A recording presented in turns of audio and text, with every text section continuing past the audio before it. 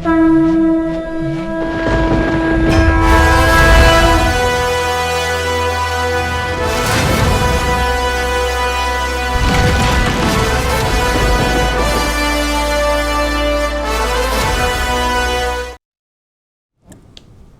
ವೀಕ್ಷಕರೇ, ರಾಡ್ ಡಿಬೇಟ್ಗೆ ಸ್ವಾಗತ. ನಾನು ರಾಧಾ ಹಿರೇಗೌಡರ್. ಇಡೀ ಭಾರತದ ಜನತೆ ತಣ್ಣಗೆ ಬೆಡ್ಶೀಟ್ ಹಚ್ಕೊಂಡು ಮಲಗಿರುವಾಗ ಪಾಕಿಸ್ತಾನಕ್ಕೆ ತಕ್ಕ ಪಾಠ ಕಲಿಸೋದಕ್ಕೆ ಕ್ಷಿಪಣಿಗಳ ಮೇಲೆ ಕ್ಷಿಪಣಿಯ ದಾಳಿಯನ್ನ ನಡೆಸಲಾಯಿತು. ಸುಮಾರು 100ಕ್ಕೂ ಹೆಚ್ಚು ಜನ ಅಲ್ಲಿ ಹತರಾಗಿದ್ದಾರೆ. ಅದರಲ್ಲೂ ಕೂಡ ಉಗ್ರಗಾಮಿಗಳ ಖಾಸ ಕುಟುಂಬದ ಸದಸ್ಯರುಗಳು ಹೆಣವಾಗಿ ಮಲಗಿರುವಾಗ ಗೊಳೋ ಅಂತ ಅಳ್ತಾ ಬಾಯ್ಬಡ್ಕೊಂಡು ಅಲ್ಲಿ ಅವರನ್ನ ಪೂಜಿಸ್ತಾ ಇರುವಂತ, ಆರಾಧಿಸ್ತಾ ಇರುವಂತ ರೀತಿ ನೋಡಿದ್ರೆ ಈ ಪಾಕಿಸ್ತಾನಕ್ಕೆ ಬುದ್ಧಿ ಬರುವಂತ ಯಾವುದೇ ಚಾನ್ಸಸ್ ಇಲ್ಲ. ಹೀಗಾಗಿ ಭಾರತ ಮತ್ತೆ ಡಿಮಾಂಡ್ ಮಾಡ್ತಾ ಇದೆ, ಏನದು ಆಪರೇಷನ್ ಸಿಂಧೂರ 2.0. ಈಗಾಗಲೇ ಪಾಕಿಸ್ತಾನದ ಪ್ರಧಾನಿಗಳು ಅಲ್ಲಿನ ಸಂಸತ್ನಲ್ಲಿ ಮಾತನಾಡ್ತಾ, ಇಲ್ಲ ನಾವು 24 ಗಂಟೆಗಳ ಒಳಗಾಗಿ ಭಾರತಕ್ಕೆ ತಕ್ಕ ಪಾಠವನ್ನ ಕಲಿಸ್ತೇವೆ, ಅವರ ಡ್ಯಾಮ್ಗಳ ಮೇಲೆ ದಾಳಿ ಮಾಡ್ತೇವೆ, ಅವರ ಜನಜೀವನವನ್ನ ನಾವು ಅಲ್ಲೋಲ ಕಲ್ಲೋಲವನ್ನ ಸೃಷ್ಟಿ ಮಾಡಿಬಿಡ್ತೇವೆ ಅಂತ ಭಾಷಣ ಹೊಡಿತಾ ಇದೆ. ಆದ್ರೆ ಭಾರತ ಕೂಡ ಸಂಭಾವ್ಯವಾಗಿ ಎದುರಾಗುವಂತಹ ದಾಳಿಯನ್ನ ಎದುರಿಸೋದಕ್ಕೆ ಸರ್ವಸನ್ನದ್ಧವಾಗಿದೆ. ಈಗ ಒಂದು ಹೆಜ್ಜೆಯನ್ನ ಮುಂದಿಟ್ಟಿದ್ದೇವೆ, ಇಟ್ಟ ಹೆಜ್ಜೆಯನ್ನ ಮತ್ತೆ ಹಿಂದಡಿ ಇಡದಂತೆ ಮುನ್ನುಗ್ಗಿ ಹೊಡೆಯಬೇಕು ಅಂತ ಇಡೀ ಭಾರತ ದೇಶ ಒಟ್ಟಾಗಿ ಕಾಯ್ತಾ ಇದೆ. ಹಾಗಾದ್ರೆ ಸಿಂಧೂರ ಆಪರೇಷನ್ ಏನಿದೆ ಅದು 2.0 ನಡೆಯುತ್ತಾ? ಪಾಕಿಸ್ತಾನದ ದಾಳಿಗೆ ಭಾರತ ಹೇಗೆ ಸಜ್ಜಾಗಿದೆ? ಈ ಮಧ್ಯೆ ಅಜಿತ್ ದೋವಲ್ ಅವರು ತಮ್ಮ ರಾಜತಾಂತ್ರಿಕ ವ್ಯವಸ್ಥೆಯಲ್ಲಿ ಎಲ್ಲ ರಾಷ್ಟ್ರಗಳೊಂದಿಗೆ, ಅದರಲ್ಲೂ ಕೂಡ ಅಂತಾರಾಷ್ಟ್ರೀಯ ಸಮುದಾಯಗಳಿಗೆ ನಮ್ಮ ಭಯೋತ್ಪಾದನೆಯ ವಿರುದ್ಧದ ಹೋರಾಟದ ಬಗ್ಗೆ ಸಂಪೂರ್ಣ ಮಾಹಿತಿಯನ್ನ ಕೊಟ್ಟು ಎಲ್ಲ ರಾಷ್ಟ್ರಗಳನ್ನ ವಿಶ್ವಾಸಕ್ಕೆ ತೆಗೆದುಕೊಳ್ಳುವಂತಹ ಪ್ರಯತ್ನವನ್ನ ಮಾಡ್ತಾ ಇದ್ದಾರೆ. ಹಾಗಾದರೆ ಅಂತಾರಾಷ್ಟ್ರೀಯ ಸಮುದಾಯ ಈ ದಾಳಿಯ ಬಗ್ಗೆ ಏನ್ ಹೇಳ್ತಾ ಇದೆ? ಯಾವ ರಾಷ್ಟ್ರ ನಮ್ಮೊಂದಿಗೆ ಇದೆ, ಯಾವ ರಾಷ್ಟ್ರ ನಮ್ಮೊಂದಿಗಿಲ್ಲ? ಈ ರೀತಿಯಾದಂತಹ ಹಲವಾರು ವಿಚಾರಗಳ ಬಗ್ಗೆ ಇವತ್ತಿನ ರಾ ಡಿಬೇಟ್ ನಲ್ಲಿ ನಾವು ಚರ್ಚೆ ನಡೆಸ್ತೀವಿ. ಇದೇ ಈ ಹೊತ್ತಿನ ವಿಶೇಷ ಆಪರೇಷನ್ ಸಿಂಧೂರ 2.0.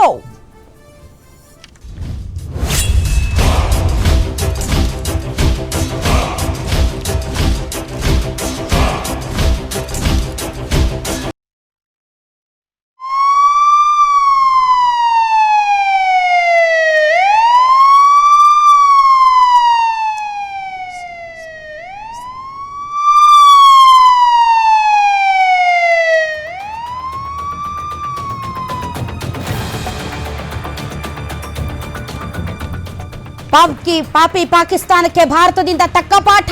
ಆಪರೇಷನ್ ಸಿಂಧೂರ ಮೂಲಕ ಉಗ್ರರು ಒಡಿಸ್. ಆಪರೇಷನ್ ಸಿಂಧೂರ 2.0ಗೆ ತಯಾರಿ ನಡೀತಾ ಇದೆಯಾ? ಭಾರತದ ದಾಳಿಯಿಂದ ಬುದ್ಧಿ ಕಲಿತಿಲ್ವಾ ಪಾಕಿಸ್ತಾನ?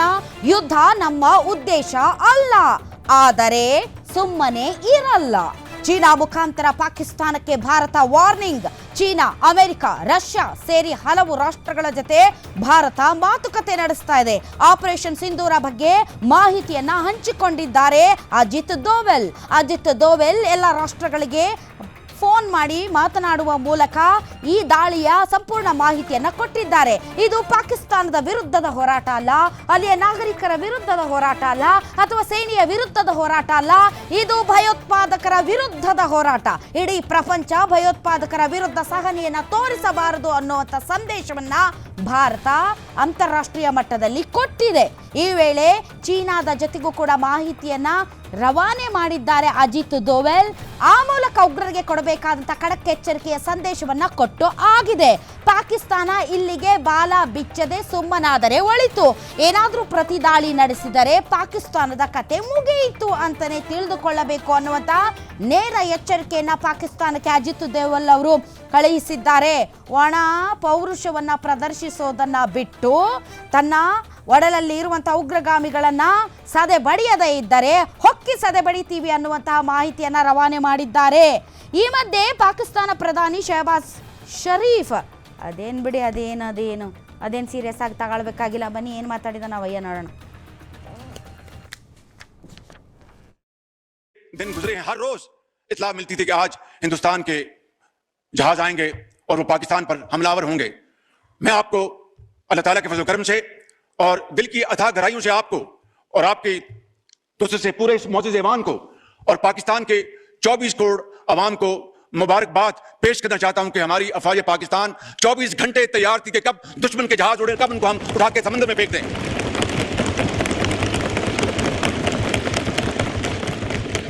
दिन गुजरे हैं, हर रोज इत्तला मिलती थी कि आज हिंदुस्तान के जहाज आएंगे और वो पाकिस्तान पर हमलावर होंगे। मैं आपको अल्लाह ताला के फजल करम से और दिल की अथाह गहराइयों से आपको और आपके दोस्तों से पूरे इस मौजूद ऐवान को और पाकिस्तान के 24 करोड़ अवाम को मुबारकबाद पेश करना चाहता हूं कि हमारी अफवाज पाकिस्तान 24 घंटे तैयार थी कि कब दुश्मन के जहाज उड़े, कब उनको हम उठा के समंदर में फेंक दें। 24 ಗಂಟೆಗಳ ಒಳಗಾಗಿ ಭಾರತದ ಮೇಲೆ ನಾವು ದಾಳಿಯನ್ನು ನಡೆಸ್ತೇವೆ ಅಂತ ಈಗಾಗಲೇ ಹೇಳಿದ್ದಾರೆ. ಆ ದಾಳಿಯನ್ನು ಎದುರಿಸೋದಕ್ಕೆ ಭಾರತ ಸಮರ್ಥವಾಗಿದೆ ಮತ್ತು ಸೇನೆಗೆ ಬೆಂಬಲವನ್ನು ಕೊಡೋದಕ್ಕೆ ಇಡೀ ದೇಶ ಒಟ್ಟಾಗಿದೆ. ಈ ಮಧ್ಯೆ ಏನು ನಡೀಬಹುದು ಅನ್ನುವಂಥ ಕುತೂಹಲ ನಿಮಗೂ ಇದೆ, ನನಗೂ ಇದೆ. ಯುದ್ಧ ಆಗುತ್ತೆ ಅನ್ನೋದಾದ್ರೆ ಯಾವ ರೀತಿಯಾದಂತಹ ಯುದ್ಧ ಆಗುತ್ತೆ ಮತ್ತು ಯಾವ ರೀತಿಯಾದಂತಹ ಎಚ್ಚರಿಕೆಯ ಸಂದೇಶ ನಮಗೆ ರವಾನೆಯಾಗಿದೆ, ಎಲ್ಲ ವಿಚಾರಗಳ ಬಗ್ಗೆ ಮಾತನಾಡೋದಕ್ಕೆ ನಮ್ಮೊಂದಿಗೆ ಅತಿಥಿಗಳಿದ್ದಾರೆ. ಬನ್ನಿ ಅವ್ರನ್ನ ವೆಲ್ಕಮ್ ಮಾಡೋಣ. ನಮ್ಮೊಂದಿಗೆ ಇದ್ದಾರೆ ಬಿಜೆಪಿ ಪಕ್ಷದ ವಕ್ತಾರರಾದಂಥ ಅಶೋಕ್ ಗೌಡ್ರು, ತಮಗೆ ಸ್ವಾಗತ. ಅದೇ ರೀತಿ ಕಾಂಗ್ರೆಸ್ ವಕ್ತಾರರಾದಂಥ ಕಶ್ಯಪ್ ನಂದನ್ ಅವರು ಜಾಯ್ನ್ ಆಗಿದ್ದಾರೆ, ತಮಗೂ ಕೂಡ ಸ್ವಾಗತ. ಇನ್ನು ಎಕ್ಸ್ ವಾಯು ಸೇನಾಧಿಕಾರಿ ಸುಭಾಷ್ ಬಾಳಿಕಾಯಿ ಅವರು ಜಾಯ್ನ್ ಆಗಿದ್ದಾರೆ, ಸರ್ ತಮಗೂ ಕೂಡ ಸ್ವಾಗತ. ಇನ್ನು ಚಂದ್ರಶೇಖರ್ ಅಡಿಗ ಎಕ್ಸ್ DRDO ಆಫೀಸರ್, ತಮಗೂ ಕೂಡ ಸ್ವಾಗತ. ಮೊದಲನೇದಾಗಿ ಬಾಳಿಕಾಯಿ ಸರ್, ನಾವೆಲ್ಲರೂ ಮಲಗಿದ್ವಿ, ನೀವು ಮಲಗಿದ್ರೇನೋ ಗೊತ್ತಿಲ್ಲ, ಬೆಳಗ್ಗೆ ಎದ್ದ ತಕ್ಷಣ ಎಲ್ಲರೂ ಉಲ್ಲಾಸದೊಂದಿಗೆ ಉತ್ಸಾಹದೊಂದಿಗೆ ನಮ್ಮ ಭಾರತ ಸೇನೆ ತೆಗೆದುಕೊಂಡಿರುವಂತಹ ಈ ಒಂದು ಅತ್ಯುತ್ತಮದ ನಿರ್ಧಾರಗಳಿಗೆ ಶಾಬಾಸ್ಗಿರಿ ಹೇಳುತ್ತಾ ಒಬ್ಬ ಭಾರತದ ಪ್ರಜೆಯಾಗಿ ಅತ್ಯಂತ ಗರ್ವದಿಂದ ತಲೆ ಎತ್ತಿ ನಡೆಯುವಂತಹ ಸಂದರ್ಭ ನಮಗೆ ಒದಗಿ ಬಂತು. ಏನು ಹೇಳ್ತೀರಾ?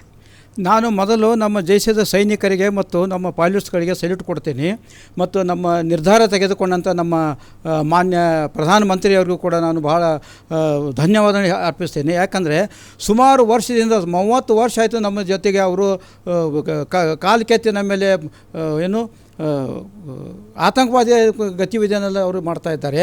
ಇದಕ್ಕೆ ಇಲ್ಲಿವರೆಗೆ ತಕ್ಕ ಶಿಕ್ಷೆ ಆಗಿರಲಿಲ್ಲ. ಇದಕ್ಕಿಂತ ಮುಂಚೆ ನಾವು ಒಂದು ಸಲ ಏರ್ ಸ್ಟ್ರೈಕನ್ನು ಮಾಡಿದ್ದೀವಿ, ಅದ್ರ ಮೇಲೆ ಇದೇ ನಮಗೆ ಒಂದು ಅವಕಾಶ ಸಿಕ್ಕಿದೆ. ಈ ಅವಕಾಶ ನಾವು ಬಿಡಬಾರ್ದು, ಇದನ್ನು ನಾವು ಸದುಪಯೋಗ ಮಾಡಿಕೊಂಡು ಇದೇ ಸಮಯದಲ್ಲಿ POKಯನ್ನು ಕೂಡ ನಮ್ಮದೇ ಇದೆ, ಅದನ್ನು ಈಗ ತೆಗೆದುಕೊಳ್ಳುವ ಒಂದು ಪ್ರಯತ್ನವನ್ನು ಮಾಡಬೇಕು ಅಂತ ನಾನು ಇಲ್ಲಿ ಹೇಳಿಕ್ಕೆ ಇಷ್ಟಪಡ್ತೇನೆ. ಸರ್, ಈಗ ಇಟ್ಟಿರುವುದು ಮೊದಲ ಹೆಜ್ಜೆ. ಯಾಕೆ ಅಂತಂದರೆ ಉಗ್ರಗಾಮಿಗಳ ಅಡುಗು ತಾಣಗಳೆಲ್ಲವೂ ಸರ್ವನಾಶ ಆಗಿಲ್ಲ, ಉಗ್ರಗಾಮಿಗಳೆಲ್ಲರನ್ನೂ ಕೂಡ ಸದೆ ಬಡಿದಿಲ್ಲ. ಈಗಲೂ ಕೂಡ ಪಾಕಿಸ್ತಾನದ ಒಡಲಲ್ಲಿ ಬಹಳಷ್ಟು ಸ್ಲೀಪರ್ ಸೆಲ್ಗಳು ಇವೆ, ಭಯೋತ್ಪಾದಕರನ್ನು ರಕ್ಷಿಸಿ ಪೋಷಿಸಿ ಬೆಳೆಸಿ ಕೇವಲ ಭಾರತ ಮಾತ್ರವಲ್ಲ, ಅಂತಾರಾಷ್ಟ್ರೀಯ ಮಟ್ಟದ ಹಲವಾರು ದೇಶಗಳಿಗೆ ಅವರು ಭಯೋತ್ಪಾದಕರನ್ನು ರವಾನೆ ಮಾಡ್ತಾ ಇದ್ದಾರೆ. ಹಾಗಾಗಿ ಮುಂದೇನಾಗಬಹುದು? ಪ್ರಾಕ್ಸಿ ವಾರ್ ನಡೆಯುತ್ತಾ? ನಿಜವಾದ ಯುದ್ಧವೇ ನಡೆಯುತ್ತಾ?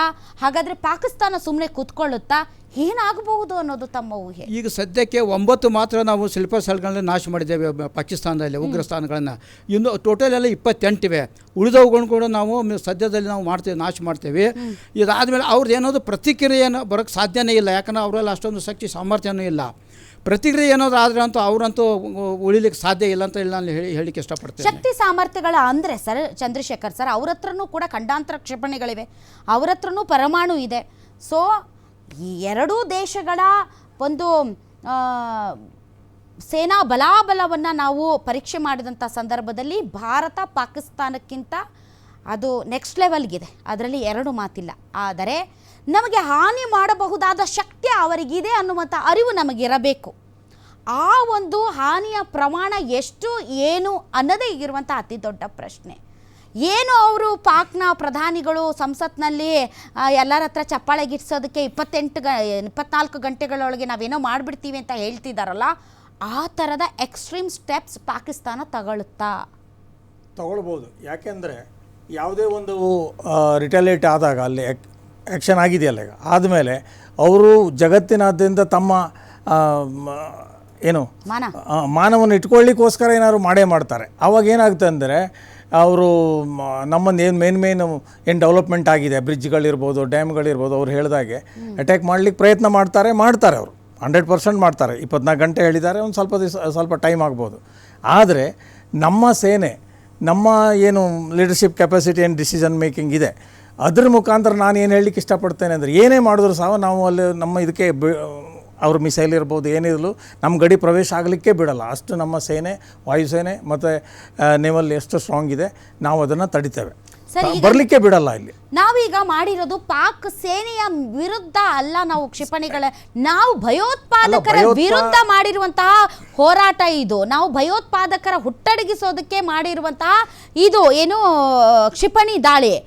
ಅದಕ್ಕೆ ಪಾಕಿಸ್ತಾನ ಯಾಕೆ ಇಷ್ಟು ಪತ್ರಗುಟ್ಟಬೇಕು? ಅದು ನಮ್ಮ ಜೊತೆ ಕೈ ಜೋಡಿಸಬಹುದಲ್ಲ ಭಯೋತ್ಪಾದಕರ ನಿರ್ಮೂಲನೆ ಮಾಡ್ತಾ ಇದೆ ಅಂದರೆ ಮೇನ್ ಅವ್ರದ್ದು ಭಾರತ ವಿರುದ್ಧ ಯುದ್ಧ ಮಾಡಿ ಗೆಲ್ಲಕ್ಕಾಗಲ್ಲ. ಅವ್ರ ಮೇನ್ ಏನಂದ್ರೆ ಭಾರತಕ್ಕೆ ಎಷ್ಟು ನುಕ್ಸಾನ ಆಗ್ತದೋ ಅಷ್ಟು ಮಾಡಬೇಕು ಅಂತ. ಅದು ಏನಾಗಿದೆ, ಡೈರೆಕ್ಟ್ ವಾರ್ ಮಾಡಿ ಗೆಲ್ಲಕ್ಕಾಗಲ್ಲ ಅಂತ ಗೊತ್ತಿದೆ ಅವರಿಗೆ. ಅವರು ಈ ರೀತಿ 30-40 ವರ್ಷದಿಂದ ಇದೇ ಮಾಡ್ತಾ ಇದೆ. ಏನು ಉಗ್ರವಾದಿಗಳ ಮುಖಾಂತರ ಭಾರತದಲ್ಲಿ ಒಂದು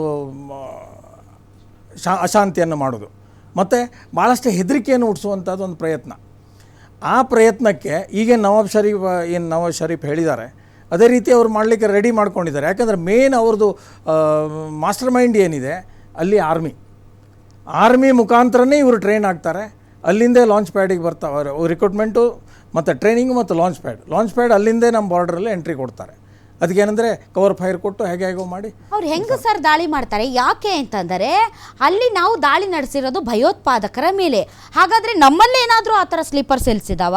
ನಮ್ಮಲ್ಲೇನಾದರೂ ಭಯೋತ್ಪಾದಕರ ಅಡುಗುತಾಣಗಳಿದಾವ? ಅಥವಾ ನಮ್ಮಲ್ಲಿರುವಂತಹವ್ರು ಯಾರಾದರೂ ಭಯೋತ್ಪಾದಕರೆಂಬಂತೆ ಅವ್ರ ದೇಶಕ್ಕೆ ಹೋಗಿ ಅಲ್ಲೇನಾದರೂ ಅಲ್ಲಿ ವಿಧ್ವಂಸಕ ಕೃತ್ಯಗಳನ್ನು ನಡೆಸ್ತಾ ಇದ್ದಾರಾ? ಯಾರ ಮೇಲ್ ದಾಳಿ ಮಾಡ್ತಾರೆ ಅವರು? ಯಾರ ಮೇಲೆ ಅಂದರೆ ಅವರು ಮೇನ್ ಅಂದರೆ ಸಿವಿಲಿಯನ್ ಇರ್ಬೋದು, ಅಥವಾ ನಮ್ಮ ಡೆವಲಪ್ಮೆಂಟ್ ಆದ ಏರಿಯಾ ಇರ್ಬೋದು, ಅಥವಾ ನಮ್ಮದು ಇಂಡಸ್ಟ್ರಿ ಇರ್ಬೋದು. ಅದು ಮೇನ್ ಟಾರ್ಗೆಟ್ ಅವ್ರದ್ದು ಅದೇನೆ. ಯಾಕಂದರೆ ಇಂಡಿಯಾಕ್ಕೆ ಎಷ್ಟು ಕ್ಷತಿ ಆಗುತ್ತೋ ಅಷ್ಟು ನಾವು ಮಾಡಬೇಕು ಅಂತ. ಮತ್ತೊಂದು ಏನಂದರೆ ಯಾವುದೇ ದೇಶದಲ್ಲಿ ಇಲ್ಲಿ ಸ್ಲೀಪರ್ ಸೆಲ್ಸ್ ಇಲ್ಲದೆ ಅವರು ಅಷ್ಟು ಅಟ್ಯಾಕ್ ಮಾಡೋಕ್ಕಾಗಲ್ಲ. ನಮ್ಮ ದೇಶದಲ್ಲಿರುವಂಥ ಕೆಲವರು ದೇಶದ್ರೋಹಿಗಳಿದ್ದಾರಲ್ಲ, ಅವರು ಆಕ್ಟಿವ್ ಆಗ್ತಾರೆ. ಈಗ ನೋಡಿ, ನೀವು ಸದ್ಯದಲ್ಲಿ ನಿನ್ನೆ ಬೆಳಗ್ಗೆನೇ ಸೋಷಿಯಲ್ ಮೀಡಿಯಾ ನೋಡಿದ್ದೇನೆ, ಇಷ್ಟು ಭಾರತದ ಫೈಟರ್ ಜೆಟ್ ಹೊಡೆದು ಹಾಕಿದ್ರು, ಅದು ಮಾಡಿದ್ರು ಇದು ಮಾಡಿದ್ರು ಒಂದು ನ್ಯೂಸ್. ಈ ಒಂದು ಇಂಗ್ಲೀಷ್ ಮೇನ್ ನ್ಯೂಸ್ ಪೇಪರ್ನಲ್ಲೂ ಬಂದಿತ್ತು. ಕೊನೆಗೆ ಅದು ಡಿಲೀಟ್ ಮಾಡಿದ್ರು, ಯಾಕಂದ್ರೆ ಸೋಷಿಯಲ್ ಮೀಡಿಯಾದಲ್ಲಿತ್ತು. ಅಂದ್ರೆ ನಮ್ಮ ರಫೇಲ್ ಯುದ್ಧ ವಿಮಾನಗಳನ್ನ ಹೊಡೆದುರುಳಿಸಿದ್ದೀವಿ ಅಂತ ನೀವು ನೋಡಿರಬಹುದು. ಯಾಕಂದ್ರೆ ನಮ್ಮಲ್ಲಿರುವ ಸಂಸತ್ನಲ್ಲೂ ಅದಕ್ಕೆ ಎಲ್ಲರೂ ಚಪ್ಪಾಳೆ ಹೊಡಿತಾ ಇರೋದು. ನಮ್ಮಲ್ಲಿರುವಂತ ದೇಶದ್ರೋಹಿಗಳು ಮೇನು ಅವ್ರಿಗೆ ಕವರ್ ಫೈರ್ ಕೊಡ್ತಾ ಇದ್ದಾರೆ ಪಾಕಿಸ್ತಾನದವರಿಗೆ. ಅದನ್ನ ಆದಷ್ಟು ನಾವು ನಿಲ್ಲಿಸಬೇಕು. ಮೋದಿ ಅವರು ಇವತ್ತು ಹೇಳಿದಂಗೆ ರಾಷ್ಟ್ರ ಪ್ರಥಮ ಇದ್ರೆ ಮಾತ್ರ ಆವಾಗ ಮಾತ್ರ ನಾವು ಎಲ್ಲದರಲ್ಲೂ ಸಕ್ಸಸ್ ಆಗ್ಲಿಕ್ಕೆ ಆಗುತ್ತೆ. ನಾವು ಎಷ್ಟೇ ಸ್ಟ್ರಾಂಗ್ ಇರ್ಬೋದು, ವೈರಿಯನ್ ಯಾವಾಗೂ ವೀಕ್ ಅಂತ ತಿಳಿಲೇಬಾರ್ದು. ಯಾಕಂತಂದ್ರೆ ಯಾವನು ಹೇಗೆ ಬೇಕಾದ್ರೆ ನಮಗೆ ಹಾನಿಯನ್ನ ಕೊಡ್ಬೋದು. ನಾವು ಅಲರ್ಟ್ ಆಗಿದ್ರೇನೆ ಅವರನ್ನು ತಡಿಲಿಕ್ಕೆ ಆಗುತ್ತೆ. ಅವ್ರು ಏನೇ ಮಾಡಿ ಎಂತ ಕೋತಿ ದೇಶ, ಅದೊಂದು ಪಾಪಿ ದೇಶ ಅಂದ್ರೆ ಅವ್ರ ಮೆಂಟಾಲಿಟಿನೇ ಹಾಗೆ. ಹೌದು, ಎಂತವ್ರು ಅಂತಂದ್ರೆ ನಾನು ನೋಡ್ತಾ ಇದ್ದೆ, ಅವ್ರ ಚಾನಲ್ಗಳು ನೋಡ್ತಾ ಇದ್ದೆ. ನಮ್ಮ ಹತ್ರ ಇರೋದು ಎರಡು ಮಾರ್ಗ. ಒಂದು, ಭಾರತದ ಜೊತೆಗೆ ಯುದ್ಧ ಮಾಡೋದು, ಆದಷ್ಟು ಹಾನಿಯನ್ನ ಎರಡೂ ಕಡೆ ಅನುಭವಿಸುವಂತೆ ಮಾಡುವುದು ಮತ್ತು ಮಾತುಕತೆಯ ಮೂಲಕ ಬಗೆಹರಿಸಿಕೊಳ್ಳೋದು. ಇಲ್ಲ ನಾವು ಸರ್ವನಾಶ ಆಗುವುದು, ಅವರನ್ನು ಸರ್ವನಾಶ ಮಾಡುವುದು. ಅವ್ರ ಮೆಂಟಾಲಿಟಿ ಮೇನ್ ಹಾಗೆ ಇರೋದು. ಯಾಕಂತಂದರೆ ಅವ್ರಿಗೆ ಸರ್ವೈವ್ ಆಗ್ಲಿಕ್ಕೆ ಆಗ್ತಾ ಇಲ್ಲ. ಒಳಗೆ ಇಂಟರ್ನಲಿ ಭಾಳ ಪ್ರಾಬ್ಲಮ್ ಇದೆ. ಅದನ್ನು ಡೈವರ್ಟ್ ಮಾಡಲಿಕ್ಕೆ ಈ ಥರದೆಲ್ಲ ಆ್ಯಕ್ಷನ್ಗಳನ್ನು ಮಾಡ್ತಾರೆ. ಅದು ಮೇನ್ ಏನು ಉಗ್ರವಾದಿಗಳೇನು ಅಟ್ಯಾಕ್ ಮಾಡ್ತಾರಲ್ವ, ಅದಕ್ಕೆ ಹಿಂದ್ಗಡೆ ಸಪೋರ್ಟ್ ಇರೋದು ಪಾಕಿಸ್ತಾನ ಆರ್ಮಿನೇ. ಎಲ್ಲಿವರೆಗೆ ನಾವು ಪಾಕಿಸ್ತಾನ ಆರ್ಮಿಯನ್ನು ಅವರಿಗೆ ಕ್ಷತಿಯನ್ನು ಮಾಡಲ್ವ ಅಲ್ಲಿವರೆಗೆ ಶಾಂತಿ ಆಗೋದಿಲ್ಲ. ಇದು ಮೆಂಟಾಲಿಟಿ, ಈ ಮೆಂಟಾಲಿಟಿಯನ್ನು ನಾಶ ಮಾಡಬೇಕು. ಬರೀ ಉಗ್ರವಾದಿ ಮುಂದಕ್ಕೆ ಹೋಗ್ಬೇಕು ಅಂತ ಅನ್ಸುತ್ತಾ ನಿಮಗೆ? ಇವತ್ತು ಏನು ಮಾಡಿದ್ದಾರೆ ಇದು ಹೀಗೆ ಮುಂದುವರಿಯಬೇಕಾ, ಅಥವಾ ಈಗ ಏನು ಅಜಿತ್ ದೋವಲ್ ಅವರು ಬೇರೆ ಬೇರೆ ದೇಶಗಳೊಂದಿಗೆ ಅಂತಾರಾಷ್ಟ್ರೀಯ ಸಮುದಾಯಕ್ಕೆ ಏನು ಕನ್ವಿನ್ಸ್ ಮಾಡೋದಕ್ಕೆ ಪ್ರಯತ್ನ ಪಡ್ತಿದ್ದಾರೆ, ನಾವು ಮಾಡ್ತಾ ಇರೋದು ಭಯೋತ್ಪಾದಕರ ವಿರುದ್ಧದ ಹೋರಾಟವೇ ಹೊರತು ಇದರಲ್ಲಿ ಕಾಶ್ಮೀರ ಅಥವಾ ಪಾಕಿಸ್ತಾನ ಈ ರೀತಿಯಾದಂತ ಯಾವುದೇ ಉದ್ದೇಶಗಳು ನಮಗೆ ಇಲ್ಲ. ಭಯೋತ್ಪಾದಕರು ಪೂರ ನಾಶ ಆಗಲಿಲ್ಲ ಅಲ್ಲ, ಆದ್ರೆ ಪಾಕಿಸ್ತಾನ ಏನು ಪ್ರಚೋದನೆಗೊಳಗಾಗಿ ನಮ್ಮ ವಿರುದ್ಧ ಏನಾದ್ರೂ ದಾಳಿ ಮಾಡಿದರೆ ನಾವು ಸುಮ್ಮನೆ ಇರಲ್ಲ ಅಂತ. ಅದು ಸೆಕೆಂಡ್ರಿ. ಮೇನ್ ಏನಂದ್ರೆ ಪಾಕಿಸ್ತಾನ ಮೊದಲೇನು ಬಾಲಕೋಟೆ ಎಲ್ಲ ಸ್ಟ್ರೈಕ್ ಆಯ್ತಲ್ಲ, ಅವಾಗ 400ಕ್ಕಿಂತ ಹೆಚ್ಚು ಜನ ಸತ್ತಿದ್ರು. ಇವಾಗ 9 ಕಡೆ ಅದಕ್ಕಿಂತ ದೊಡ್ಡ ಸ್ಟ್ರೈಕ್ ಆದ್ರೂ ಸಹ 100-200 ಪ್ಲಸ್ ಏನೋ, ಅದು ಇನ್ನು ಗೊತ್ತಿಲ್ಲ ನನಗೆ, ಸಾಯ್ಲಿಲ್ಲ. ಯಾಕಂದ್ರೆ ಮೊದಲೇ ಇವ್ರಿಗೆ ಗೊತ್ತಿತ್ತು ಎಲ್ಲಿಂದ ಅಟ್ಯಾಕ್ ಮಾಡುತ್ತೆ ಅಂತ ಗೊತ್ತಿಲ್ಲ. ಎಲ್ಲ ಉಗ್ರವಾದಿಗಳ ಕ್ಯಾಂಪ್ನಿಂದ ಉಗ್ರವಾದಿಗಳನ್ನ ಶಿಫ್ಟ್ ಮಾಡಿದ್ದಾರೆ, ಬೇರೆ ಬೇರೆ ಕಡೆಗಳನ್ನು ಮಾಡಿದ್ದಾರೆ. ಅದಕ್ಕೋಸ್ಕರ ಇದು ಮುಗಿಯದ ಕತೆ. ಅವರು ಎಲ್ಲಿವರೆಗೆ ನಾಶ ಆಗೋದಿಲ್ವಾ, ಅದ್ರ ಜೊತೆಗೆ ಆರ್ಮಿ ಎಲ್ಲಿವರೆಗೆ ಎಲ್ಲಿವರೆಗೆ ಅಂದ್ರೆ ಸರ್ ಪಾಕಿಸ್ತಾನ ನಾಶ ಆಗೋವರೆಗೂ ಭಾರತಕ್ಕೆ ನೆಮ್ಮದಿ ಇಲ್ವಾ? ಪಾಕಿಸ್ತಾನದಲ್ಲಿ ಶಾಂತಿ ನೆಲೆಸಿದರೆ ನಮ್ಮ ಭಾರತವೂ ಕೂಡ ಶಾಂತವಾಗಿರುತ್ತೆ. ಹೆಂಗಿದು? ಪಾಕಿಸ್ತಾನದ ಶಾಂತಿ ಅಂತೂ ಆಗ್ಲಿಕ್ಕೆ ಸಾಧ್ಯನೇ ಇಲ್ಲ. ಯಾಕಂತಂದ್ರೆ ಅವ್ರ ಮೆಂಟಾಲಿಟಿ, ಅವರು ಏನು ಅಲ್ಲಿ ಯಾವುದು ಸರ್ಕಾರ ಅಂತಾನೆ ಇಲ್ಲ. ಸಿವಿಲ್ ಆಡಳಿತ ಮೇನ್ ಇದ್ರೆ ಮಿಲಿಟರಿ ಆಡಳಿತ ಎಲ್ಲೂ ಸಕ್ಸಸ್ ಇಲ್ಲ. ಸಿವಿಲ್ ಆಡಳಿತ ಸರಿಯಾಗಿದ್ರೆ, ಸರಿಯಾಗಿ ಇಲೆಕ್ಟ್ ಆಗಿ ಬಂದದ್ದಿದ್ರೆ ಅಲ್ಲಿ ಶಾಂತಿ ಇರುತ್ತೆ. ಅದು ಇಲ್ವೇ ಇಲ್ಲ. ಇಲ್ಲಿವರೆಗೆ ಅಲ್ಲಿ ಸಿವಿಲ್ ಏನು ಇಲೆಕ್ಷನ್ ಆಗಿ ಗೆದ್ದು ಬಂದ ಸರ್ಕಾರ ಸರಿಯಾಗಿರುತ್ತೋ ಆವಾಗ ಶಾಂತಿ ಆಗುತ್ತೆ ಅಂತ ನನ್ನ ಅಭಿಪ್ರಾಯ. ಓಕೆ, ಅದಾಗಬೇಕು ಅಂತ ನಾನು ಬಯಸ್ತೇನೆ. ಓಕೆ, ಸೊ ಈ ಕಾರ್ಯಕ್ರಮದಲ್ಲಿ ಭಾಗವಹಿಸೋದಕ್ಕೆ ಇನ್ನೊಬ್ಬರು ಅತಿಥಿ ಕೂಡ ಜಾಯ್ನ್ ಆಗಿದ್ದಾರೆ. ನಮ್ಮೊಂದಿಗೆ ಇದ್ದಾರೆ ನಿವೃತ್ತ ಸೇನಾಧಿಕಾರಿಯಾದಂಥ ಡಾಕ್ಟರ್ ರಾಮರಾವ್ ಅವರು. ಸರ್, ತಮಗೆ ವಿಶೇಷ ಕಾರ್ಯಕ್ರಮಕ್ಕೆ ಸ್ವಾಗತ. ಸರ್, ಈಗ ಅವನು ಕೋತಿ ಎಂಥದ್ದು ಆಸಿಮ್ ಮುನೀರು ರಿಟೈರ್ಡ್ ಆಗಕ್ಕೆ ಬಂದಿದ್ದಾನೆ. ಸೇನೆಯ ಅತಿ ಹೆಚ್ಚು ಬಜೆಟನ್ನು ಅಲೋಕೇಶನ್ ಮಾಡ್ತಾರೆ. ನಾವು ಅದು ತಂದುಬಿಟ್ಟಿದ್ದೀವಿ, ಇದು ತಂದುಬಿಟ್ಟಿದ್ದೀವಿ, ಹಂಗಿದೆ ನಮ್ಮ ಸೇನೆಯಲ್ಲಿ, ಈ ಥರದ ಖಂಡಾಂತರ ಕ್ಷಿಪಣಿಗಳಿವೆ, ಶಾಹೀನ್ 3 ಇದೆ, ಅದಿದೆ ಇದಿದೆ ಅಂತ ತುಂಬ ಬೊಗಳವೆಲ್ಲ ಬಿಟ್ಟು ಆತ ಏನೋ ಒಂದು ಮಾಡೋಗಬೇಕು ಮಾಡಿ ಈಗಾಗಲೇ ಫ್ಯಾಮಿಲಿ ಎಲ್ಲ ಈಗ ಲಂಡನ್ಗೆ ಶಿಫ್ಟ್ ಮಾಡಿಬಿಟ್ಟಿದ್ದಾನೆ. ಇಲ್ಲಿದು ದುಡ್ಡೆಲ್ಲ ಬಾಚ್ಕೊಂಡು ಬಿಟ್ಟಿದೆ ಪಾಕಿಸ್ತಾನದ್ದು. ಈಗ ಏನಿದ್ರು ಕೂಡ ಈಗ ಓಡ್ ಹೋಗೋಕ್ಕಿಂತ ಮುಂಚೆ ಭಾರತಕ್ಕೆ ಏನಾದರೂ ಡ್ಯಾಮೇಜ್ ಮಾಡಿ ಒಂದು ಸ್ವಲ್ಪ ಹೀರೋ ಆಗಬೇಕು ಅವನು. ಸೊ ಆ ಕಿತಾಪತಿಗೋಸ್ಕರ ಆದರೂ ಅವನು ಏನಾದರೂ ಮಾಡೋದಕ್ಕೆ ರೆಡಿ ಆಗಿರ್ತಾನೆ. ಯಾವ ರೀತಿಯಾದಂತಹ ದಾಳಿ ನಡೆಯಬಹುದು ಅನ್ನುವಂತಹ ನಿರೀಕ್ಷೆ ಇದೆ ಸರ್? ಅಂದರೆ ಈಗಾಗಲೇ ನಮ್ಮ ಸೇನೆ ಎಲ್ಲ ಥರದ ನಿರೀಕ್ಷೆಗಳನ್ನು, ಲೆಕ್ಕಾಚಾರಗಳನ್ನು, ಶತ್ರುವಿನ ಪ್ರತಿಯೊಂದು ನಡೆಯನ್ನು ನೋಡಿ ಯಾವ ರೀತಿಯ ದಾಳಿ ನಡೆಸಿದರೆ ಯಾವ ರೀತಿಯ ಪ್ರತಿದಾಳಿ ನಡಿಬೋದು ಎಲ್ಲ ಸಜ್ಜಾಗಿರ್ತಾರೆ. ಬಟ್ ಜನರಿಗೊಂದು ಕುತೂಹಲ ಇರುತ್ತೆ, ಯಾವ ರೀತಿ ಅವ್ರು ಯಾವ ರೀತಿ ನಮ್ಮಲ್ಲಿ ಅಲ್ಲೋಲ ಕಲ್ಲೋಲ ಸೃಷ್ಟಿಸ್ಬೋದು ಸರ್? ನೋಡಿ, ಪಾಕಿಸ್ತಾನ್ ಆರ್ಮಿ ಸ್ಟ್ರೆಂತ್ ಕಂಪೇರ್ ಮಾಡಿದ್ಮೇಲೆ ತುಂಬ ಚಿಕ್ಕದು. ನಮ್ಮ ಕಂಟ್ರಿನಲ್ಲಿ ನಡೆದ್ಮೇಲೆ 50% ಇರಲಿಲ್ಲ. ಅವ್ರಿಗೆ ಹತ್ರ ನೇವಲ್ ಶಿಪ್ಸ್ ಇರಲಿಲ್ಲ, ಫೈಟರ್ ಜೆಟ್ಸ್ ಕಡಿಮೆ ಇದೆ, ಆರ್ಮಿ ಕಡಿಮೆ ಇದೆ. ಅದಕ್ಕೆ ಅವ್ರು ಏನು ಬೇಗ ಆರ್ಮಿಗೆ ಇಮಿಡಿಯೇಟ್ಲಿ ರಿಕ್ರೂಟ್ ಮಾಡಬೇಕು ಅಂತ ಏನು ರಿಟೈರ್ಡ್ ಅವ್ರಿಗೂ ರಿಕ್ರೂಟ್ ಮಾಡೋಕ್ಕಂತ ಏನೋ ಯೋಚನೆ ಮಾಡ್ತಾರೆ, ಸ್ಟ್ರಾಟಜೀಸ್ ಮಾಡ್ತಾರೆ. ಅವ್ರಿಗೆ ಗೊತ್ತು ಒಂದು ಯುದ್ಧ ಆಗಿತ್ತು ಅಂದರೆ ಎಷ್ಟು ಪ್ರಾಬ್ಲಮ್ ಆಗುತ್ತೆ. ಪಾಕಿಸ್ತಾನ ಸ್ಟ್ಯಾಂಡ್ ಆಗೋದಕ್ಕೆ ಎಷ್ಟು ಪ್ರಾಬ್ಲಮ್ ಆಗುತ್ತೆ ಇಂಡಿಯಾ ಅಪೋಸಿಟು ಅಂದರೆ ತುಂಬ ಅವ್ರಿಗೆಲ್ಲರಿಗೂ ಗೊತ್ತು. ಪಾಕಿಸ್ತಾನ್ ಸಿಟಿಜನ್ಸ್ಗೆ ಗೊತ್ತು, ಪಾಕಿಸ್ತಾನ ಆರ್ಮಿಗೆ ಗೊತ್ತು ಇದೆಲ್ಲ ಏನೇ ಆಗೋದಿಲ್ಲ, ಒನ್ ಡೇನಲ್ಲಿ ವಾರ್ ಫಿನಿಶ್ ಆಗುತ್ತೆ ಅಂತ. ಬಟ್ ಯಾಕೆಂದರೆ ಅವ್ರಿಗೇನು ಒಂದು ಇಂಪ್ರೆಷನ್ ಕೊಡಬೇಕು, ಒಂದು ಕಾನ್ಫಿಡೆನ್ಸ್ ಕೊಡಬೇಕು ಸಿಟಿಜನ್ಸ್, ಪಾಕಿಸ್ತಾನ್ ಸಿಟಿಜನ್ಸ್ಗೆ ಏನಿಲ್ಲ ತುಂಬ ಸ್ಟ್ರಾಂಗ್ ಆಗಿದ್ದೀವಿ, ನಾನು ಅಟ್ಯಾಕ್ ಮಾಡ್ಬೋದು ಅಂತ. ಬಟ್ ಅದಕ್ಕೂ ಸ್ವಲ್ಪನೂ ಅಟ್ಯಾಕ್ ಮಾಡೋಕ್ಕೆ ಟ್ರೈ ಮಾಡಿದ್ರೆ ಅಂದರೆ ನಮ್ಮ ಆರ್ಮಿ, ನೇವಿ, ಏರ್ಫೋರ್ಸ್, ತ್ರಿದಳ ಅಧಿಪತಿಗಳು ಫುಲ್ ಪ್ರಿಪೇರ್ಡ್ ಆಗೇ ಇದ್ದಾರೆ.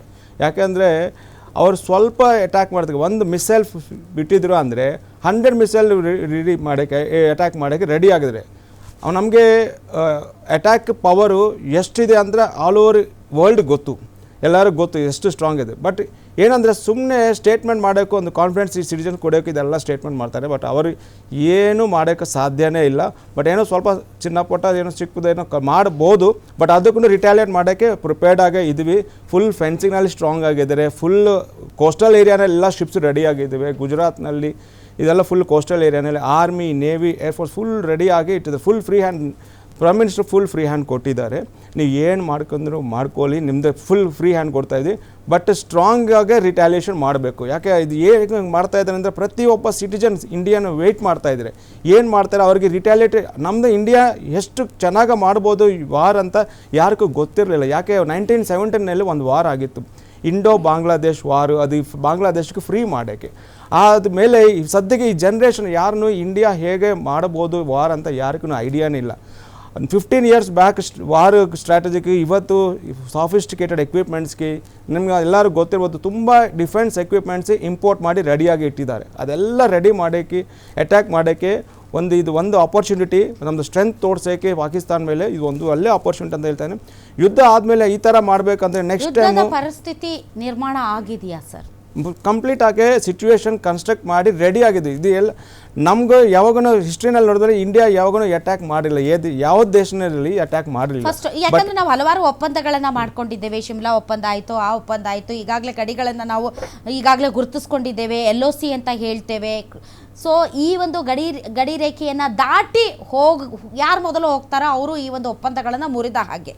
ಈಗ ಪಾಕಿಸ್ತಾನ ಹೇಳೋದು ಏನು ಅಂತಂದರೆ, ನೀವು ನಮ್ಮ ನೆಲದ ಒಳಕ್ಕೆ ಬಂದಿರಿ, ನಮ್ಮ ನಾಗರಿಕರನ್ನು ಕೊಂದಿರಿ, ಅದರಲ್ಲೂ ಚಿಕ್ಕ ಪುಟ್ಟ ಮಕ್ಕಳನ್ನು ಕೊಂದು ಬಿಟ್ಟಿರಿ.